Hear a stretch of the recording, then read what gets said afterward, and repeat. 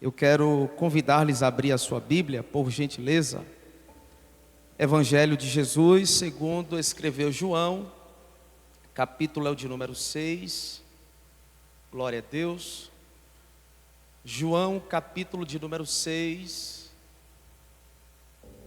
Nós leremos somente o versículo de número 48.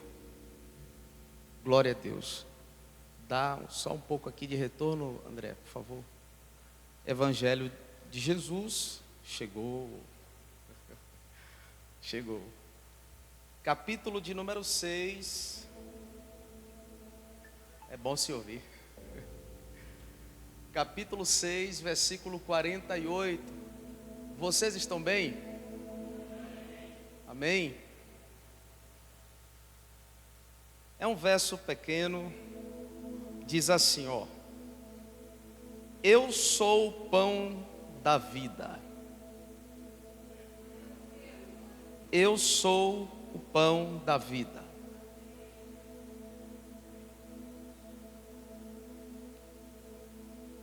Pai, esta é a tua palavra. Rendemos graças a ti por ela. Fala-nos ao coração, edificando-nos a fé, de modo que saiamos desta casa de oração renovados, restaurados pelo poder que emana da tua palavra. João 3,30 diz: Senhor, que diminua eu e o Senhor cresça. Pai, que o teu nome seja glorificado nesta noite. Torne-se cativa toda mente a voz do teu Espírito, Senhor, e proporciona-nos nesta noite da tua graça, em o nome de Jesus. Amém. Eu estava orando ao Senhor hoje, pedindo a Deus uma palavra para ministrar, e o Espírito de Deus, ao trazer-me a lembrança desta palavra, desse texto, me fez entender que ainda iremos falar um pouco do que eu tenho falado há uns 2 domingos atrás, sendo que a mensagem será no teor por ali de Mateus capítulo 24, falando um pouco ainda acerca da vinda de Jesus, principalmente pelo que nós estamos vivendo em nossos dias, pelo que o cristianismo vive hoje, pelo que o evangelho, pelo que tange a motivação das pessoas virem ao templo ou estarem no evangelho. E lendo esse texto, se você observar o capítulo de número 6 de João, é um dos maiores capítulos da Bíblia, né? Claro que tem o Salmo de número 119, que é o maior livro-texto da Bíblia Sagrada.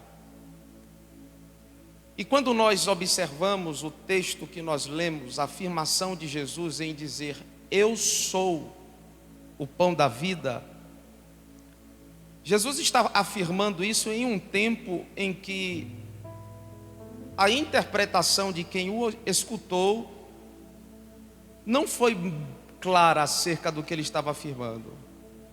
Muita gente levou a fala de Jesus de forma literária. Alguns questionaram como pode ser ele, se ele é filho de João e de Maria, filho de José, perdoe-me, de Maria, como pode ser que ele afirma dizer desci do céu, se nós o conhecemos? Então muita gente levava ao pé da letra do que Jesus falava. Alguns não entendiam a sua mensagem, alguns não entendiam aonde ele queria chegar na revelação do que ele trazia. Jesus está falando para algumas multidões aqui. A Bíblia diz nos versículos anteriores que ele havia multiplicado pães e peixes para uma tão grande multidão que o cercava. Sabemos muito bem que aonde Jesus passava, muita coisa acontecia. Paralíticos andavam, cegos enxergavam, surdos ouviam, mudos falavam, pessoas com mão ressequida tinham a mão restaurada, endemoniados eram libertos, cativos eram libertos, pelo poder do Evangelho, pelo poder de sua palavra. Ele anunciava o tempo vindouro, ele anunciava o reino dos céus. Ele falou, ou melhor, João disse, seu precursor, é chegado o reino dos céus, antes de Jesus chegar.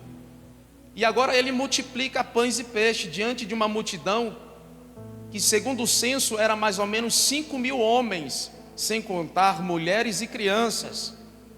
Eles se assentaram na relva verde.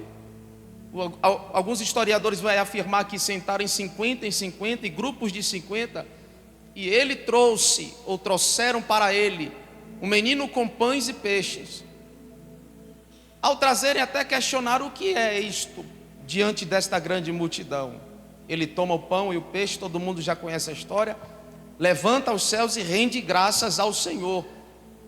Ao render graças, a Bíblia vai dizer que a ordem que ele serve primeiro é para os discípulos. Ele não serve a multidão, ele serve primeiro os discípulos. Ao servir os discípulos, posteriormente ele serve a multidão. E depois que todos comeram, sobejaram 12 cestos cheios de pão e de peixe. Jesus agora sai, ao contrário de muita gente dos nossos dias, quando se é usado por Deus, quer tirar foto, quer dar autógrafo, né? Quer foto no cartaz. Jesus sai. E muitas vezes Jesus saiu de cena, foi para o monte, foi para o deserto, foi orar. Ele mesmo disse, nada me é feito se do alto não me for dado. Ele atribuía tudo ao Pai, tudo ao Pai. Jesus se retira por causa da multidão que veio até ele, passa a noite orando no monte. Os discípulos entraram num barco e saíram. O texto vai dizer que eles navegaram durante a noite, a madrugada, cerca de 25 a 30 estádios, que equivale a 5 quilômetros. Sobreveio uma tempestade, escureceu, e Jesus vem de longe, e eles avistaram Jesus andando por sobre o mar. Lá vem Jesus mais uma vez fazendo proeza. Jesus entra no barco. O texto vai dizer que Jesus, ao entrar no barco, Jesus depois não fala mais de Jesus no barco, mas fala dos discípulos chegando em Cafarnaum. Eles saíram de Tiberíades, foram para Cafarnaum. Chegando em Cafarnaum, é interessante observar o texto. Quando eles chegam lá, Jesus já estava lá na sinagoga em Cafarnaum ensinando. A Bíblia não vai falar como foi que Jesus chegou, mas Jesus chegou antes dos discípulos que estavam no barco. Jesus aparece lá em Cafarnaum, na sinagoga, já ensinando. A multidão aparece, e é interessante isso. A multidão aparece no versículo de número 25. E achando-o no outro lado do mar, capítulo 6, disseram, mestre, quando chegastes aqui? Eles ficaram pasmos, ficaram perplexos, como você chegou tão rápido?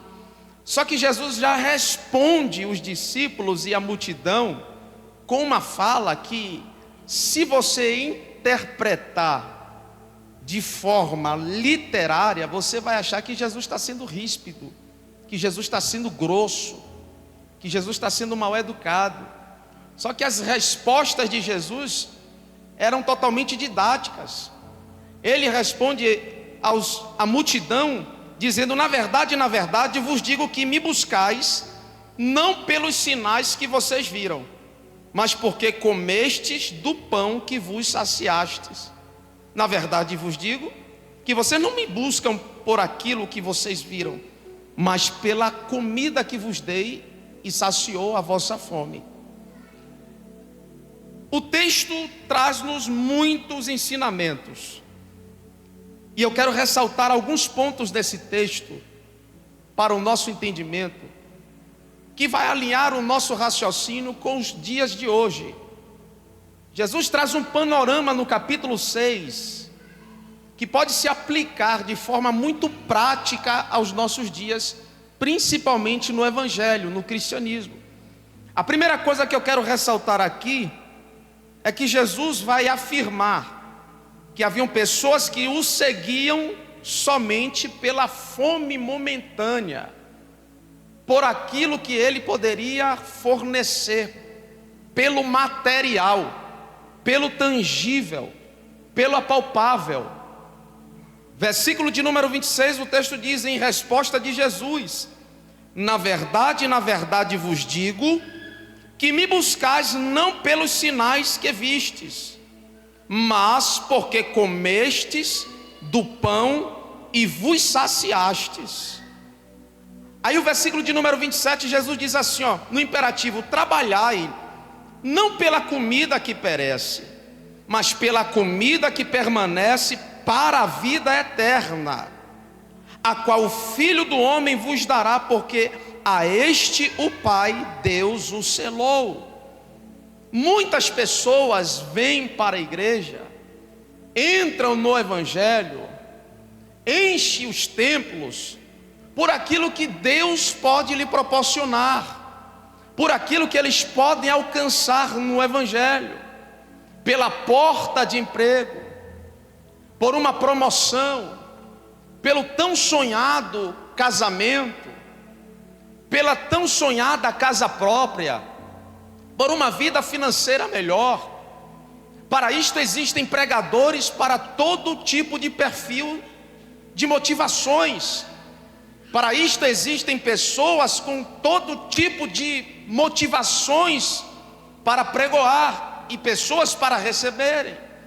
Jesus traz um panorama aqui nesse texto, aproveita a sede da multidão e a motivação dessa multidão para revelar qual é a essência da sua pregação, para revelar qual é o centro da sua palavra. E ele fala: na verdade vocês me acompanham, não pelos sinais, maravilhas que Jesus operou, cegos enxergando, maravilhas que Jesus operou, andou pelo mar, mortos ressuscitando, mas por uma sede, por uma avidez que as pessoas tinham momentânea, que passava rapidamente, queriam satisfazer o seu ego, a sua paixão do momento. E ele diz: trabalhai pela comida que trabalhai não pela comida que perece, mas pela comida que permanece para a vida eterna. Ainda no Evangelho de João, de Jesus, segundo escreveu João, capítulo 10, versículo de número 10, a parte B do versículo diz assim: que Jesus veio para que tivéssemos vida com abundância, a vida abundante no Senhor. E a vida abundante que nos traz a proposta do Evangelho não é a vida material, queridos, não é esta abundância de riquezas tangíveis, apalpáveis. Se você observar Mateus capítulo 7, a Bíblia vai falar sobre a solicitude, a brevidade da vida, aonde de fato deve estar a nossa motivação, aonde de fato deve estar o nosso coração. Jesus vai trazer uma série de exemplos para os discípulos, para as pessoas que o seguiam, acerca da motivação. E ele vai falar, perdoe-me, no capítulo 6, versículo 33, ele vai falar: mas buscai primeiro o reino dos céus e a sua justiça, e as demais coisas vos serão acrescentadas.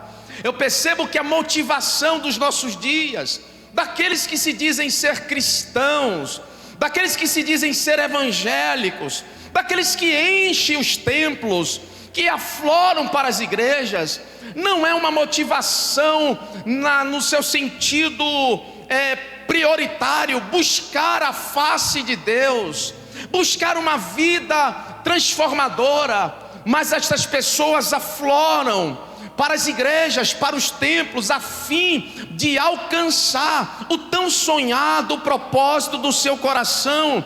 E a Bíblia vai revelar para nós, queridos: aonde estiver o vosso coração, aí estará o vosso tesouro.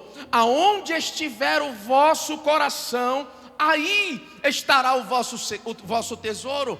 Não é diferente nos dias de Jesus. Nos dias de Jesus, quando ele começa a revelar qual era a essência da sua caminhada na terra, as pessoas começaram a evadir, começaram a sair, começaram a ir embora, começaram a sentir que o seu discurso era duro, que a sua mensagem não lhes era própria para aquele momento. Ele disse: eu sou o pão vivo que desceu do céu. No versículo de número 38, ele vai afirmar o propósito pelo qual Deus o enviou, que Deus enviou a Jesus para entregar as almas daqueles que se haviam perdido, e que a sua missão fosse não perder nenhuma das almas que o Pai o entregou.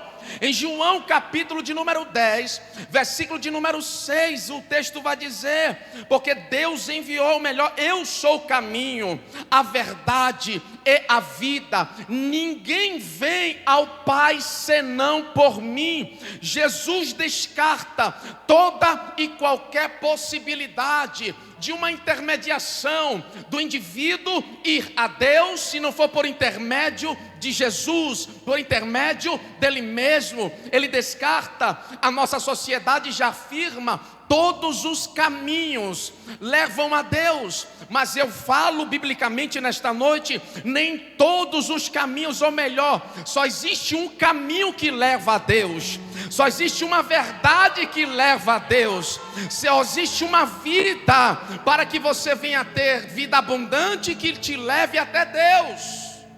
O que a gente percebe é que esta geração, esta sociedade, está vivendo uma religião falsa, um cristianismo falso, estão recebendo uma proposta falsa, estão vivendo uma fé falsa, porque o que é proposto ao coração dos que vêm ávidos por aquilo que lhe oferece é algo distorcido das sagradas escrituras. E eu vou lhe dizer uma coisa aqui nessa noite, aguce bem os teus ouvidos.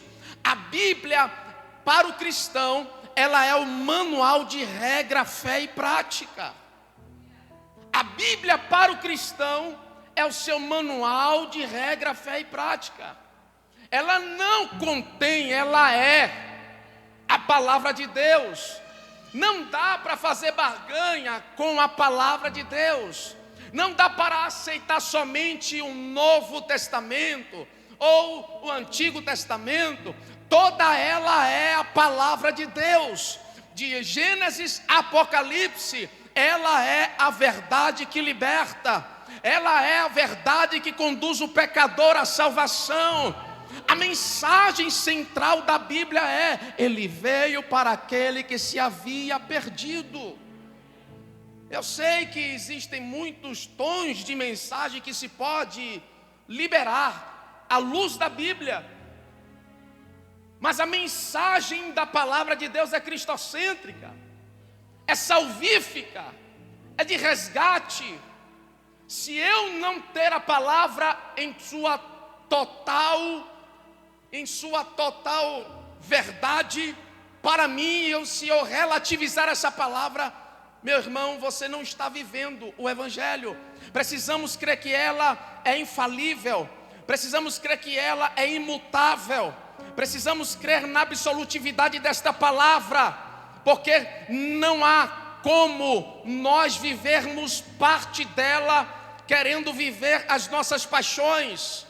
Não tem como viver metade do Evangelho se não entregar o seu caminho, a sua vida de inteiro coração para o Senhor transformar. O Evangelho transforma o modo de viver de qualquer indivíduo. O Evangelho transforma a forma de vestir de qualquer indivíduo. O Evangelho transforma a forma de falar de qualquer indivíduo. Claro, o indivíduo que se permite ser transformado por Deus. O indivíduo que se permite ser transformado pela palavra que liberta. A palavra santifica. A palavra liberta. A palavra é o caminho. Cristo é o verbo. Agora eu preciso aceitar essa verdade. E para aceitar essa verdade eu preciso me render a ela. Eu preciso me submeter à verdade da palavra. A palavra é a verdade que liberta. Cristo é a verdade que transforma. Se eu não viver diariamente essa verdade que transforma, não haverá gradativamente uma transformação na minha vida. Eu preciso aceitar que a verdade da palavra transforma. A velha vida não cabe agora na nova vida. Os velhos costumes não, irmão, não tem como colocar vinho novo em odres velho. Não tem como colocar vinho novo em odres velho. O velho homem não pode receber, não vai, irmão, não é compatível. Há uma incompatibilidade muito grande. Odres velhos não recebem vinho novo, porque o vinho novo vai fermentar e haverá uma rotura no odre velho. Romperá por causa da fermentação. Da mesma forma é a pregação do evangelho. Você vem de lá do mundo com os odres velhos, com a velha vida, com os velhos costumes, com a velha cultura, com a velha doutrina, com o velho ensino. E o vinho novo vem e enche a tua alma. Se você não deixar a transformação acontecer de dentro para fora, você poderá estar vivendo qualquer coisa, menos a transformação paulatina do evangelho. Você está aí, irmão? E Jesus fala: vocês na verdade estão me seguindo porque saciaram a fome do momento. E tem pessoas que estão vivendo desta forma. Hoje vai ser o que, Jesus? O que é que o Senhor tem para mim hoje? O que é que o Senhor tem para mim amanhã? O que é que o Senhor tem para mim no próximo culto? O que é que o Senhor tem para mim no próximo mês? Vem a virada do ano aí agora. Pai, este ano eu vou fazer isso. Nós estamos nos auto-enganando, enganando a si mesmos. Mas uma vida em Cristo Jesus é uma vida de transformação, é uma vida de crescimento nele, mudança de mentalidade, metanoia, transformação de vida. O Espírito de Deus nos chama nesta noite para mergulharmos nas águas do seu Espírito. O Espírito de Deus nos chama nessa noite para adentrarmos nas suas águas profundas e vivermos de fato uma transformação nele. Aquelas pessoas não suportavam ouvir o que Jesus falava. Aquelas pessoas não aceitavam o que Jesus falava. A primeira coisa são pessoas que seguem a Jesus pela fome momentânea. Pergunta, você responde a si mesmo, não precisa falar. Por que você segue a Jesus? Pela sua fome momentânea? Porque no momento você tem alguma necessidade, algum foco, algum propósito material. Por que você segue a Jesus? Por que você está nesta casa de oração? Por que você assiste por essa transmissão, essa mensagem? Embora seguissem em Jesus por uma fome momentânea, a gente observa algo interessante aqui nesse texto. Versículo de número 28. Vamos ler o versículo 27 e versículo 28. Diz assim: trabalhai não pela comida que perece, mas pela comida que permanece para a vida eterna, a qual o Filho do Homem vos dará, porque a este o Pai Deus o selou. Aí o versículo de número 28 diz assim: disseram-lhe, pois, que faremos para executarmos as obras de Deus?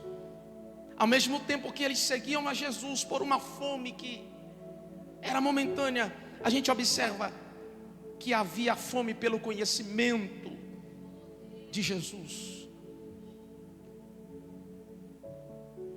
Eu não posso isentar-me de abrir os teus olhos. Eu não posso isentar-me de abrir os ouvidos dos surdos. Eu não posso isentar-me de fazer com que levantem-se os paralíticos espiritualmente. Eu não posso isentar-me de fazer com que sejam libertos os cativos da religiosidade, porque esta é uma missão daquele que prega o Evangelho de Cristo. O Evangelho precisa ser pregado a fim de que sejam libertos os cativos. O Evangelho precisa ser liberto a fim de que seja não saciada a fome momentânea, mas para que seja alimentada e nutrida a alma daqueles que precisam ser alimentados espiritualmente. Quando eu falo disso aqui, eu lembro da mulher, a mulher samaritana. Se você voltar a sua Bíblia algumas folhas, no capítulo de número 4 do Evangelho de Jesus segundo escreveu João, a partir do versículo de número 10 está escrito assim: Jesus respondeu e disse-lhe: se tu conheceras o dom de Deus. E quem é o que te diz: dá-me de beber? Tu lhe pedirias e ele te daria água viva. Observe que Jesus está trazendo uma proposta salvífica para a mulher ali no poço de Jacó. E ele diz: se tu conheceras o dom de Deus. A Bíblia vai afirmar: pela graça sois salvo mediante a fé. Isso não vem de vós. É o que? Dom de Deus. O que Jesus está falando para a mulher aqui, no poço de Jacó: se você soubesse que eu trago a salvação, se você soubesse que o que está falando aqui, e quem é que fala contigo, eu tenho glória, eu tenho algo que vai mudar a sua vida. O que Jesus está falando: a igreja dos nossos dias tem a comida espiritual que este mundo precisa. A igreja dos nossos dias tem a água que este mundo precisa. Tem muita gente morrendo de sede aí fora, irmãos. Tem muita gente desnutrida espiritualmente. Tem muita gente aí passando fome espiritualmente. Existem muitos púlpitos que não pregam mais a verdade que salva.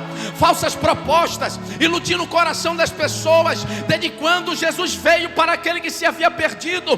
Portanto, eu não posso me isentar de abrir os olhos dos cegos.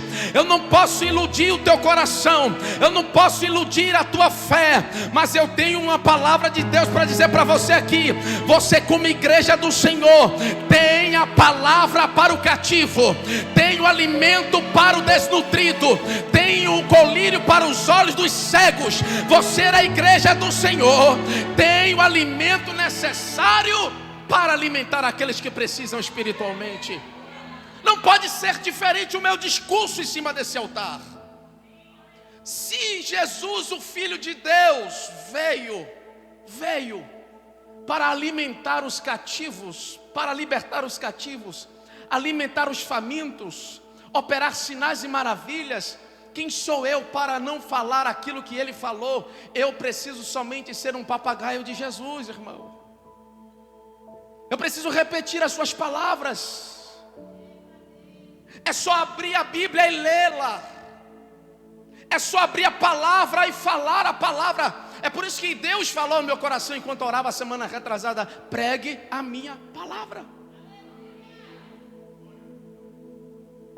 Lembra lá de Mateus capítulo 24? Jesus estava no templo com os seus discípulos. E o texto vai dizer que eles ficaram pasmos, perplexos com a arquitetura no mundo antigo daquele templo. Herodes havia reformado o templo para agradar os judeus. E eles disseram: vede tudo isso, mestre. Jesus fala da seguinte forma: não vede tudo isso? Não vai permanecer pedra sobre pedra que não seja derribado. Nada dessa estrutura aqui, irmão, vai permanecer eternamente. A proposta do evangelho não é para essa vida. A proposta do evangelho é para o porvir. Tem gente ajuntando traça e ferrugem vai corroer. Tem gente gastando. Olha o que ele fala: trabalhar e não pela comida que perece, mas pelo alimento que é eterno. Ele está falando aqui a verdadeira proposta, a essência do evangelho, do cristianismo, não é preparar o indivíduo para permanecer nessa terra, mas é falar ao seu coração que você não foi chamado para permanecer aqui. Tudo isso vai passar, irmãos. A sua graduação vai passar, a sua pós-graduação vai passar, o seu mestrado vai passar, o seu doutorado vai passar, os hotéis que você fica, a casa boa que você mora, a sua conta bancária cheia, o teu carro do ano que você troca a cada 6 meses, a cada ano, vai passar, a roupa de grife que tu veste vai passar. Mas eu tenho uma palavra de Deus para dizer aqui, lá em João 14, verso 1, ele diz: não se turbe o vosso coração, não se turbe o vosso coração, na casa de meu pai há muitas moradas. Se não fosse assim, Eu não vos teria dito, vou preparar-vos lugar. E ele ainda fala sobre o futuro. É para que aonde eu estiver, estejais vocês também comigo. Ele está dizendo aqui, meus filhos, há uma morada que é eterna. Ainda que você não tenha dinheiro para comprar aqui, eu já estou, aleluia, proporcionando lá. Ele está dizendo, trabalhem para aquilo que é eterno. Não se desgastem por aquilo que é efêmero e tangível. Vai passar, vai ficar tudo aí. Com isso eu não estou dizendo que você não deve trabalhar, mas eu estou falando acerca da sua prioridade. Onde deve estar o seu coração? Nas escalas da prioridade, onde Deus está. Repito, olha para mim. Nas escalas da prioridade, onde Deus está. Vivemos uma geração da ostentação, do consumismo, uma geração do fast food. Tudo tem que ser rápido, no meu tempo, na minha hora, em meu momento. Se não me agrada, se não me convém, você não está nem aí, nem lhe interessa. Vivemos numa geração difícil de lidar. Por isso que lá em Mateus 24 ele disse, dias trabalhosos. Você está pregando o evangelho aqui, mas não faltam púlpitos que preguem a mentira e lotam. Dias trabalhosos. Não é trabalho dobrado porque aumentou a sua carga horária na empresa. Não é isso não, irmão. Jesus olha para os seus discípulos e diz assim, acautelai-vos, que ninguém vos engane. Por quê? As pessoas estariam ávidas por aquilo que querem sinais o tempo todo. A sua motivação não deve ser nessas coisas aqui dessa terra. Ei, igreja, palavra profética, está na hora de você despertar para a oração. Tem gente aqui que nem ora mais, irmãos. Tem gente aqui que nem prega, ou melhor, que nem jejua mais. Tem gente aqui que não pega na Bíblia para ler durante o dia. Está na hora da gente despertar. E o Espírito do Senhor falava ao meu coração enquanto eu lia esse texto, que o teor da mensagem não iria mudar. Não iria mudar. Existem ainda pessoas que têm fome do conhecimento, e essa igreja prega a palavra, prega a verdade. Precisamos pregar a verdade. A multidão que o segue tem o direito de conhecê-lo.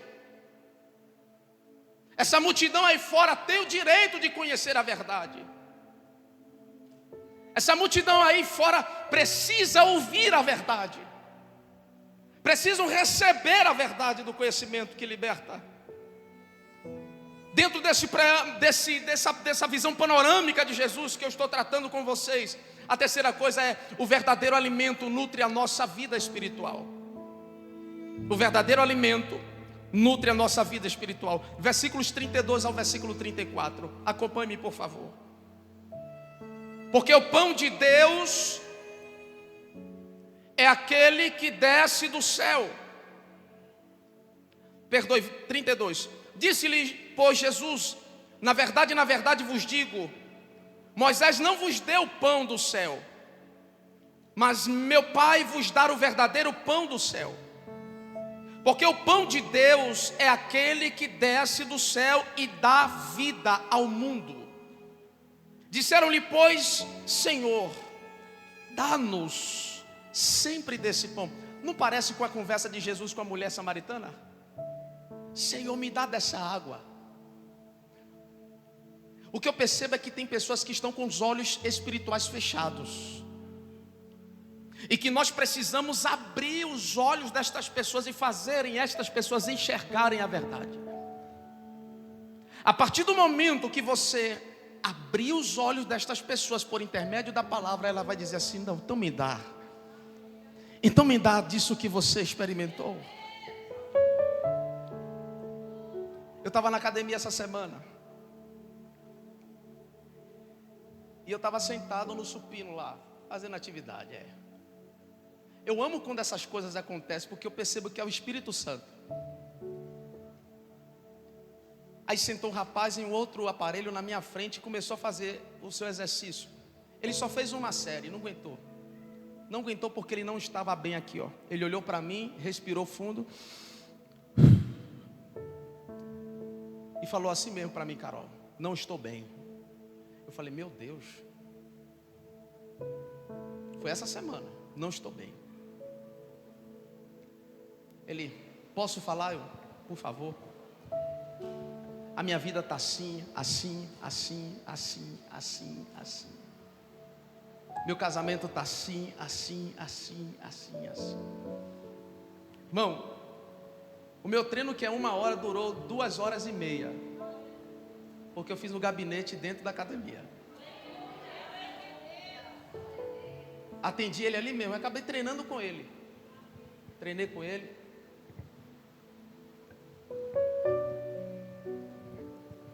E ele falando. E eu percebi que foi o Espírito Santo que proporcionou aquela situação, aquele momento. E eu comecei a pregar para ele. Quinta-feira ele vai estar aqui. Peguei o WhatsApp dele e comecei a falar com ele durante a semana. Porque gabinete não se faz só no templo, no escritório da igreja. O Espírito de Deus quer te usar onde você estiver. Eu não posso esconder a luz que há em mim debaixo da mesa. Tem que estar sobre a mesa para iluminar aonde eu estiver. Deus vai iluminar dentro da academia, Deus vai iluminar no meio da rua, Deus vai... Irmão, é aonde você estiver. Deus quer te usar aonde você estiver. E eu comecei a falar para ele, depois ele mandou uma mensagem para mim e falou assim: pastor, muito obrigado pela atenção. Pessoas estão carentes de atenção. As pessoas estão carentes de atenção. A alma está enferma, doente. Elas precisam de uma palavra. E eu preciso ter esta palavra. A Bíblia diz: a palavra está perto de ti, no teu coração e na tua boca. Ou seja, a prontidão para falar. Eu preciso estar pronto. É por isso que a carta de Paulo a Timóteo diz assim: procura apresentar-te a Deus aprovado, como obreiro que não tendo que se envergonhar, mas que maneje bem a palavra da verdade. Se porventura vier alguém até você, você terá uma palavra de conforto para ela.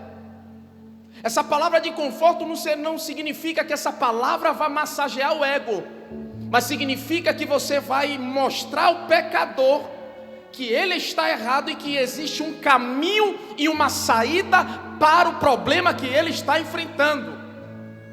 A igreja tem um alimento que vai nutrir a alma do enfermo. A igreja tem a água para matar a sede. Jesus disse à mulher em Sicar, na entrada de Samaria: se tu beber desta água, de ti jorraria água da vida. Ah, irmãos, sabe o que está acontecendo nos nossos dias? Segura lá. Jeremias capítulo de número 2, versículo de número 13. Deus usa o profeta Jeremias.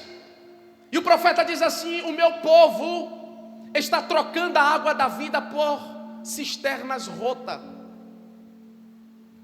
O meu povo está trocando a água da vida por cisterna rota. O que é cisterna rota? Cisternas que não retêm a água. Cisterna rachada. Joga água lá, mas a água sai, não permanece. A água não permanece. Está na hora da igreja aceitar. Olha isso aqui. A verdade que liberta. E quando eu falo igreja aceitar, interdenominacionalmente, é a igreja de Cristo.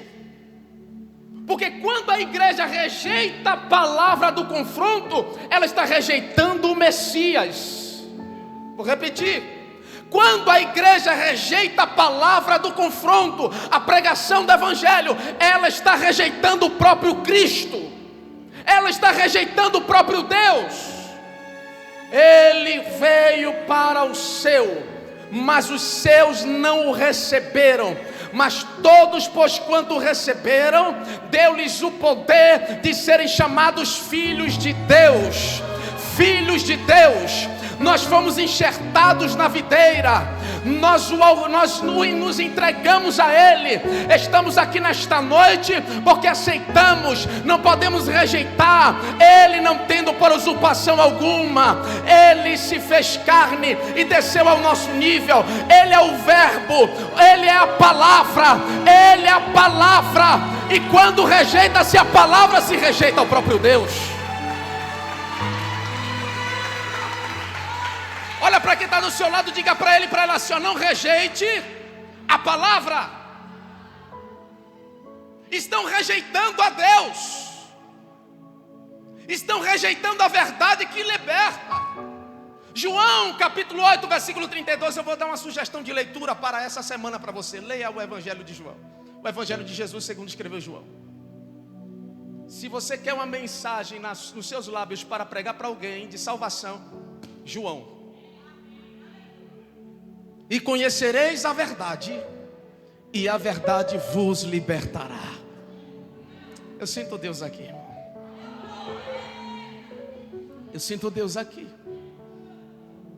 O verdadeiro alimento nutre a nossa vida espiritual. Moisés, olha em que eles estavam presos, a religiosidade que eles estavam presos. O vosso pai Moisés não deu pão que desce do céu.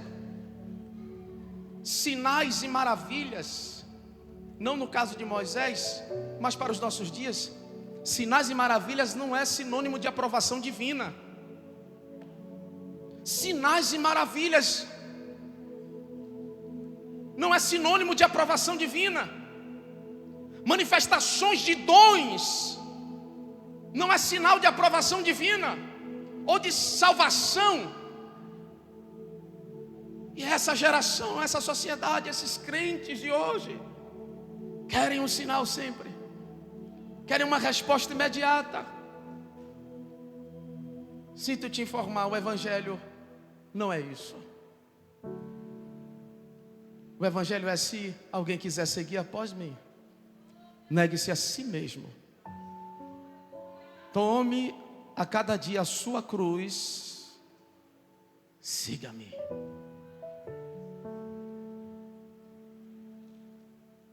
Jesus quer salvar alguém através de você.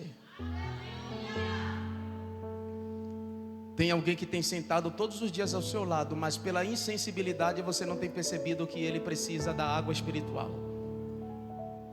Tem alguém que tem sentado todos os dias na faculdade ao teu lado, e pela insensibilidade, pela falta de discernimento, você não percebe que ele está atribulado, que ela está atribulada. Tem alguém que você conversa semanalmente na tua família, que pela insensibilidade, pela falta de discernimento espiritual, você não percebe que ele está num cativeiro espiritual e precisa ser liberto. A palavra está perto de ti, no teu coração e na sua boca. O que está faltando é você abrir a boca e falar.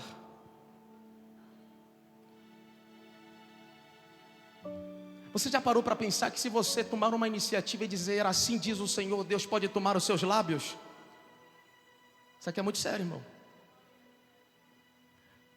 Você já parou para pensar que você pode tomar a iniciativa e falar para alguém, para o teu pai, para a tua mãe, para teu filho, para a tua tia, para teu cunhado, para alguém da tua família, e dizer assim: ó jovem, Deus manda te dizer, e o Espírito de Deus tomar os teus lábios. Você lembra lá de Balaão, quando subiu no monte, quando abriu a boca para liberar a palavra, o Espírito de Deus veio e tomou a boca do profeta. O Espírito de Deus veio e tomou a boca. Lembra lá de Jaziel? Lá Josafá, os moabitas, amonitas se levantaram contra Judá. E o Espírito do Senhor veio sobre a boca de Jaziel. Ele disse: não temais diante desta grande multidão, porque vocês não terão de pelejar. Deus só está observando, procurando a quem possa usar, porque está escrito que o Espírito vos fará lembrar. Se você medita nas Escrituras de dia e de noite, quando você abrir a tua boca, o Espírito vos fará lembrar. Quando você abrir a tua boca, o Espírito vos fará lembrar. Deus só estará aguardando você abrir a tua boca para aquele doutor, para aquela professora, para aquele parente, e falar: assim diz o Senhor, assim diz o Senhor, libera a palavra de vida. Assim diz o Senhor. Ei, Jesus.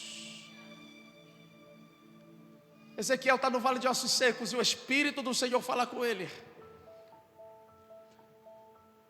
Poderão reviver esses ossos?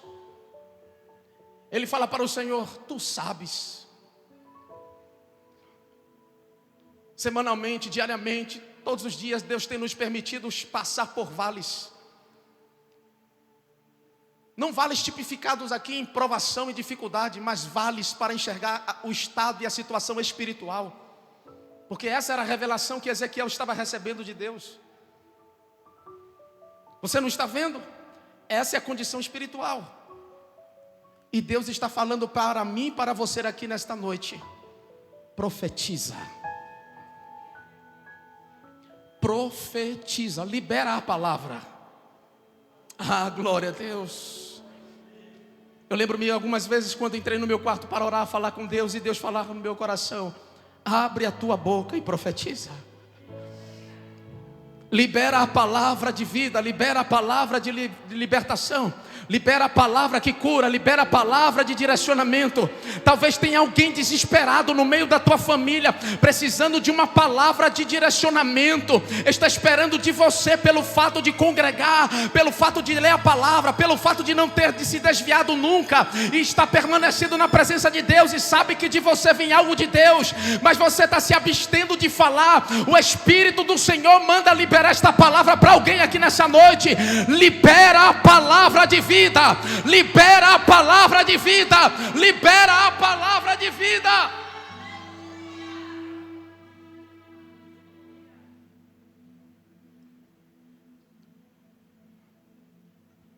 O Senhor está falando para aquele povo: eu não quero vocês só por um momento,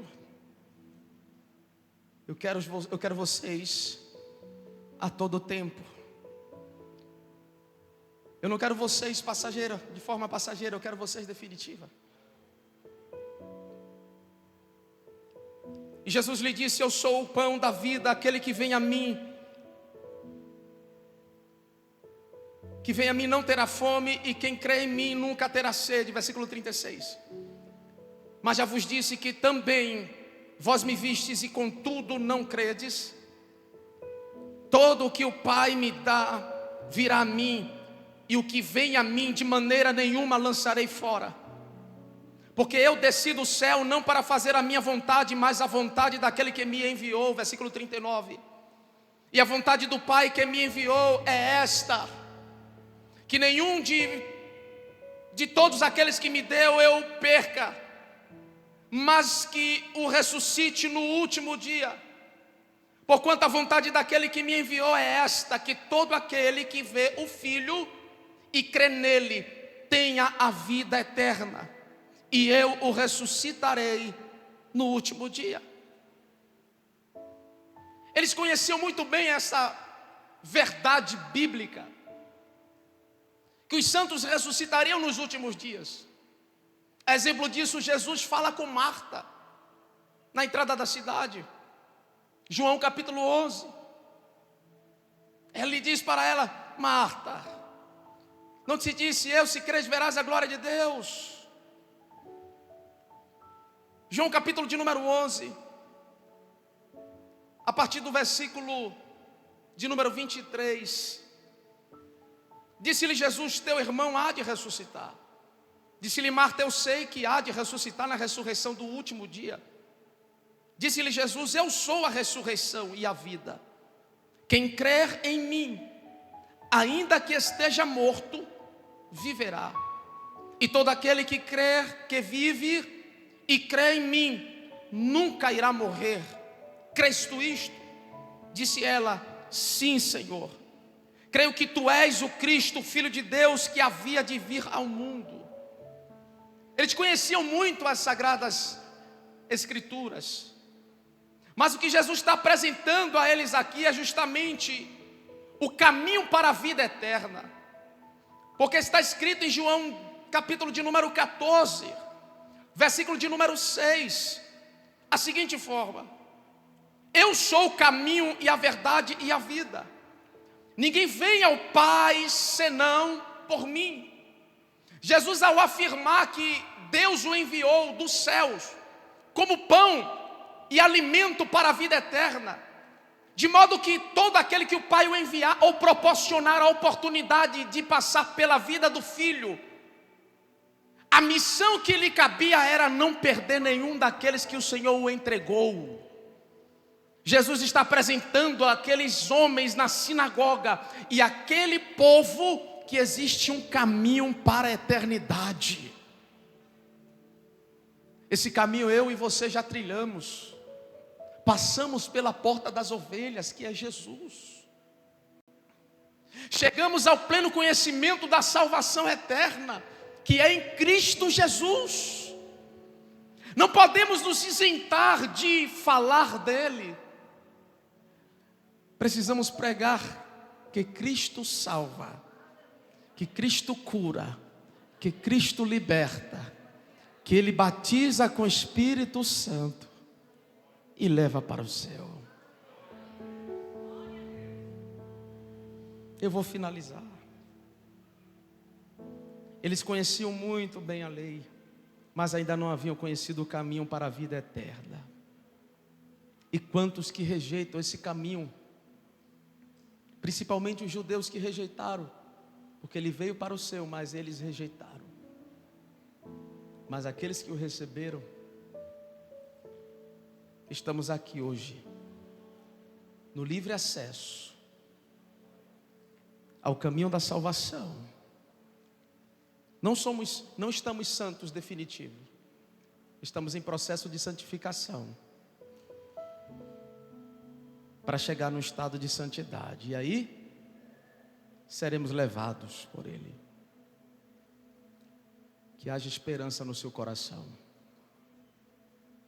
que essa palavra gere fé na tua alma, porque no dia mau, é uma palavra como essa que vai te dar sabedoria e graça, que vai te dar força, que vai te sustentar. Eu quero dizer uma coisa para você aqui nessa noite. Você não está com um pé lá no céu não, você está com os dois. Como assim, pastor? É pela graça, pela fé. É pela fé. Deixa eu falar uma coisa aqui. Existem pecados que não há perdão. A blasfêmia, o pecado contra o Espírito Santo e a rejeição do Filho de Deus. Se você rejeitar, você não será salvo. A Bíblia diz que quem crê e for batizado, é inadmissível a gente observar que existem pessoas que estão caminhando com Ele, mas não aceitam viver uma nova vida com Ele. Só querem aquilo que Ele pode proporcionar. Mas Ele diz, nesse mesmo capítulo, leia depois em casa todo esse capítulo. Ele diz: quem come do meu corpo e bebe do meu sangue, tem parte comigo. Quem crer e for batizado, será salvo. Se coloque em pé em nome de Jesus.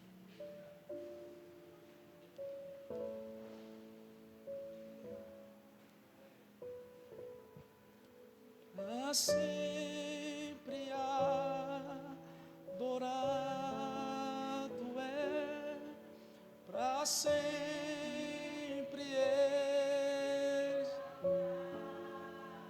ressuscitou. Para sempre, diga. Para sempre exaltado é, para sempre adorado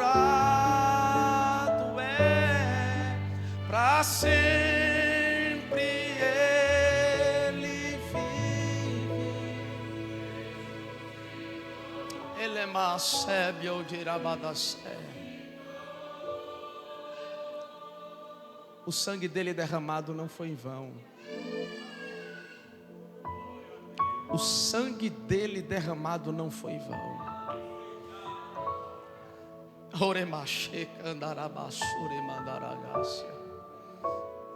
Ele derramou sangue.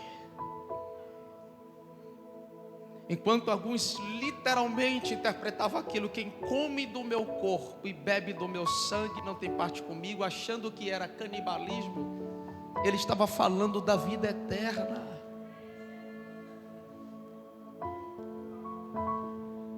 Ele estava dizendo assim: você pode viver uma nova vida.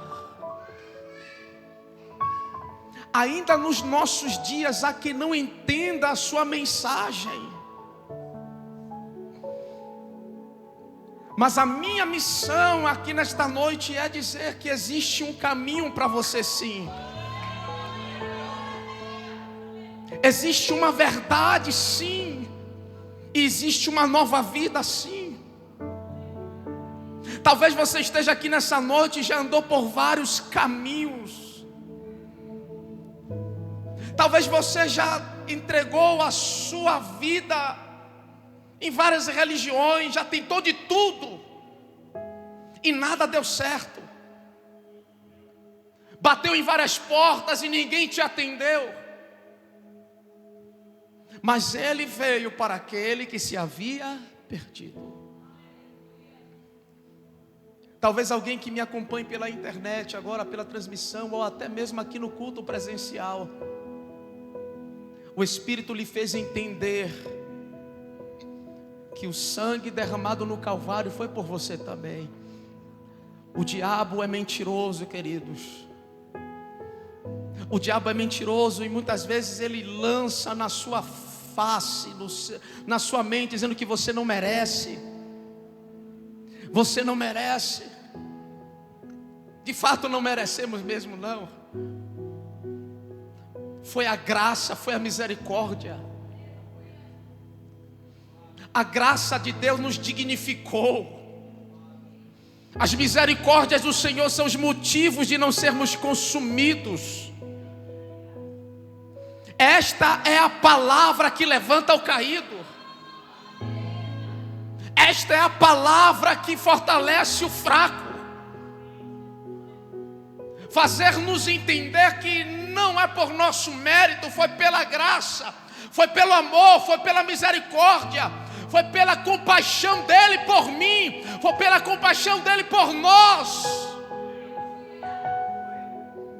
Ele olha para você nessa noite e diz: vem, filho meu.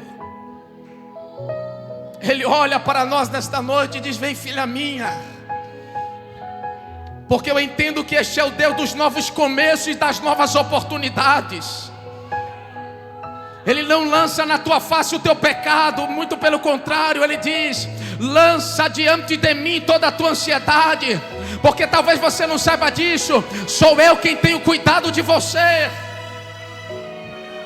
Tem pensado que tem sido por meio da tua força, mas não é. Foi Deus quem te sustentou. Não foi um quase, foi um livramento dele. Não tem sido pela tua capacidade, são as misericórdias do Senhor.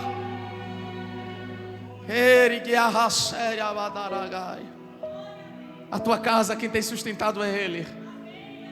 A tua família quem tem sustentado é Ele.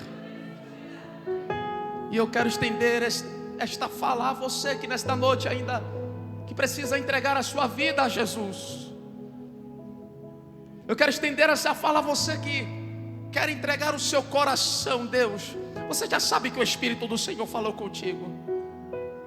Você já sente porque o Espírito do Senhor vem comunicando isso. E essa caminhada chegou ao ápice desta mensagem na tua alma. Todas as coisas corroboram para o bem daqueles que amam a Deus. Venha que eu quero orar por você nesta noite. O Espírito do Senhor te chama. O Espírito do Senhor te chama nesta noite. E Ele diz para você: vem, filho, vem, filha, porque eu quero te dar a água pela qual não vai passar a sua sede momentânea, mas vai matar a sua sede, vai jorrar dentro de ti esperança, vai trazer nova perspectiva. O alimento que o homem pode dar pode matar a sua fome do momento, mas o alimento que Deus tem nutre a nossa alma para a eternidade. Talvez a fome que você sente seja um vazio de Deus. Talvez a fome que você sente seja a ausência da presença de Deus. E nesta noite Ele pode cobrir a multidão dos seus pecados, o vazio da sua alma. Se ouvires a voz do Senhor, não endureças o vosso coração. Onde está a primeira pessoa que quer entregar a sua vida ao Senhor Jesus? Eu vou orar por você nesse momento. Quem sabe pela transmissão há alguém que ouviu essa palavra, falou ao seu coração e deseja entregar a sua vida para Jesus. Não estou te chamando para ser assembleano, batista, presbítero, não. Estou falando que Jesus tem uma nova vida para você. Jesus tem uma nova vida para você. Ore, porque Deus está falando com alguém aqui nessa noite, irmãos. Eu sinto isso no meu espírito. Ore, porque Deus está falando com alguém aqui nesta noite. Pai, quebra as cadeias espirituais. Pai, quebra as correntes espirituais. Tira os pensamentos que não te provêm, Senhor. Anula agora toda a fala do adversário. Lança por terra, Deus, agora toda resistência. Eu orei e falei: cativa toda mente a voz do teu Espírito. O Espírito de Deus te chama nesta noite. O Espírito de Deus te chama nesta noite. Deus está chamando alguém aqui nessa noite. Deus está chamando, Deus está chamando. Deus está chamando, eu sinto na minha alma Deus chamando alguém. Aleluia. O Espírito do Senhor te chama. O Espírito do Senhor te chama. O Espírito do Senhor te chama. Se tu beberes desta água, jamais terás sede. Se tu beberes desta água, jamais terás sede.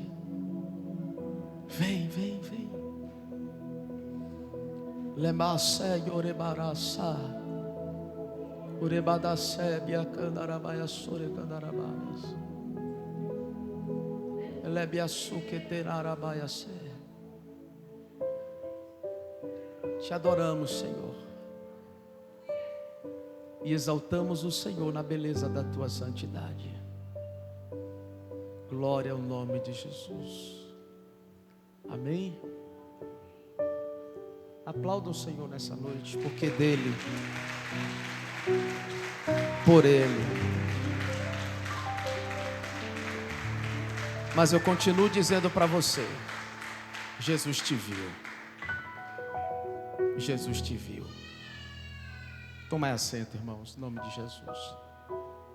Jesus te viu. Eu ainda insisto em falar para você.